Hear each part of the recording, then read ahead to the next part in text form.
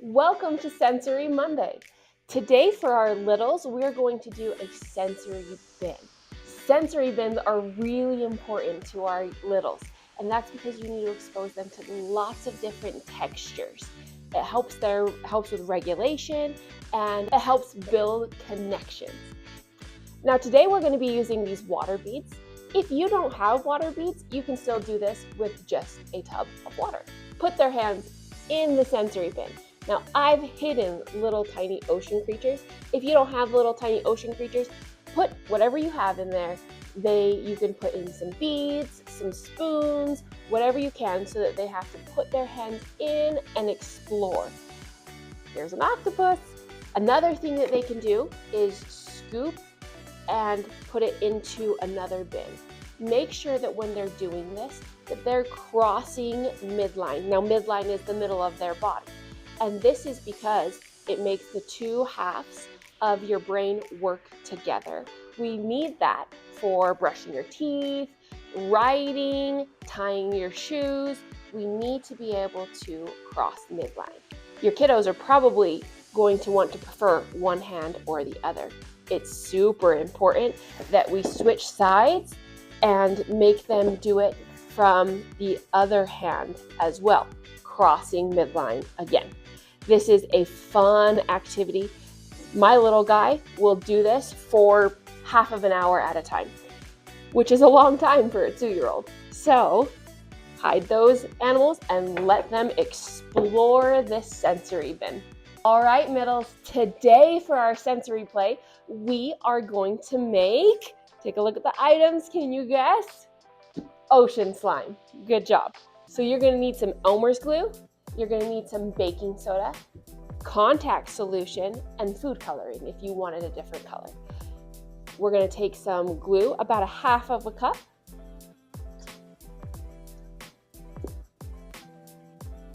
That's about 1/2 cup there. Put some glue, about 4 drops there.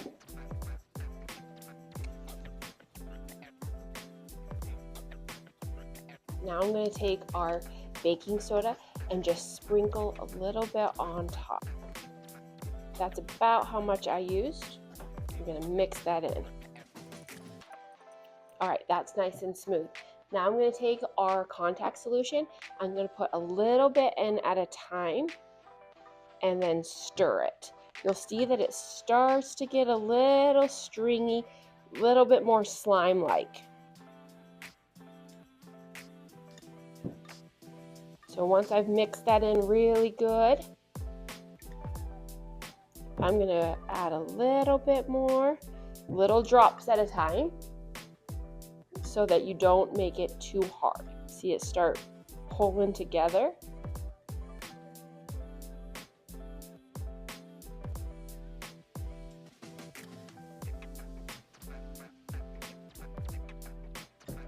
Keep adding just a little bit more each time until you get the consistency that you want.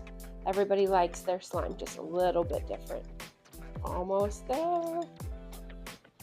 Look at that. Whoa. That is slimy for sure.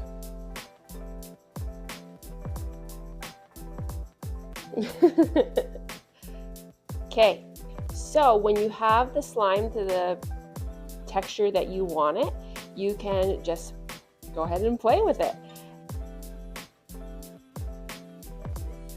That is our sensory for today. Whoa. Thanks for making slime with me. Now go have some fun. All right, today we are going to make this layered ocean. It's got different densities, the liquids, so that means density means how heavy it is, and so they all sit at a different level. Look how cool that is. Okay, let's get started. So you are going to need a jar. This one doesn't have a lid, but I'm going to use one with a lid. You're going to need your heaviest liquid. I'm using corn syrup, but you can use honey or corn syrup, something like that. You need soap, dish soap. I'm using hand soap here, and you need water. I also have food coloring so that it will show the different layers a lot better. And then we're going to test the density by dropping in some different objects and see how far down they sink. Okay, so our first layer is corn syrup. This is going to be our midnight zone. So we're going to make this really dark. I'm going to pour this in about there, about a third of my jar. Now, I happen to have black food coloring. If you don't have black and you only have blue, you can just do a lot of blue food coloring. Okay, so I'm gonna mix that up real well. Ooh, the corn syrup is really thick. It's really heavy. It's gonna be our densest layer here. So that's looking nice. It even has some swirls in it. My next one is soap. I'm just gonna make sure that when I dump it in, I'm gonna tip the jar and sort of run it down the side of my jar. Okay, you can see, look how cool so far. You see the cool layers? Okay, and my last one here, I think I'm going to add just a drop or two of blue food coloring. We'll see what one does real quick. I need another spoon. Another spoon. Okay, I'm gonna stir this up. Do I want it a little bit darker than that? We're gonna go with yes.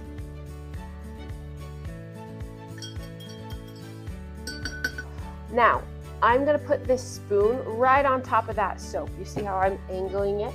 And then I'm gonna pour the water on top of it so we don't mix the two. We want it to be layered. Okay, so here we go. So I'm just pouring it right on top of that spoon. I spilled a little bit, but that's okay. Now I have some objects that I'm going to test to see how far down they go. First, I have just a quarter. If you don't have these objects, you can just go grab whatever you have in your house. Okay, let's see how far down it goes. Ooh, it's heavy. It sunk all the way down to the bottom. Okay, let's try a penny. See how far down a penny will go. Ooh, slower. It went to the bottom too, but a lot slower. I've got a dime. That one was really slow. Went all the way down to the bottom too. Okay, now I have a paper clip. Ooh, it stopped right there at our soap level. And then we have a birthday candle. Oh, it floats just on top. So this is a fun activity. You can find different things and see where they stop and what density it would stop at. You can keep this. You can put your lid on your jar and screw that on tight and keep it as an example of all of the different layers of the ocean. Thanks so much for creating an ocean in a jar with me. See you next time.